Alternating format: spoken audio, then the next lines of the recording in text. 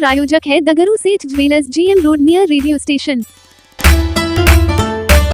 नकली बंदूक के साथ विश्वविद्यालय थाना पुलिस ने 2 युवकों को किया गिरफ्तार, कागजी कार्रवाई कर भेजा न्यायिक हिरासत में। विश्वविद्यालय थाना पुलिस इन दिनों काफ़ी सतर्क है और काफ़ी जगह अपने काम से जाने जा रही है, चाहे वह दारू माफिया के लिए धरपकड़ हो, चाहे फिर नशेड़ियों की धरपकड़ हो। विश्वविद्यालय थाना पुलिस हर मामले में अभी कार्य कर रही है। तो वहीं सोमवार को बाघमोड़ के पास से बंदूक लहराते हुए 2 युवकों को पकड़ लिया। यह बंदूक नकली थी, लेकिन लोगों को डराया धमकाया एवं लूट खसोट की संभावना को देखते हुए पुलिस ने इस दोनों को गिरफ्तार कर लिया और दोनों युवकों पर कागजी कार्रवाई करते हुए इसे न्यायिक हिरासत में भेज दिया। तो वहीं गिरफ्तार युवकों का नाम लकी कुमार यादव, पिता का नाम दिनेश यादव एवं दूसरे अभियुक्त का नाम लड्डू कुमार मंडल, पिता का नाम स्वर्गीय राम अवतार मंडल है, जो बेला दुर्गा मंदिर का रहने वाला है।